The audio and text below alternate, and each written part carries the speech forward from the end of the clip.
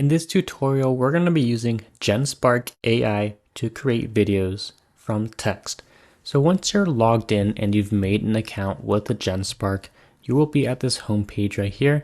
Now you can either go to this video duration generation tab or click video, generate video right here. And what you want to do is you want to select the AI model. You could just leave it at the default Kling V1.6. You can type in whatever prompt that you want. So example, it would be a polar bear walking on ice, something simple, or you can even do an image to video. So upload your image here and it will convert it to a video. And then you can change your different format here and the duration.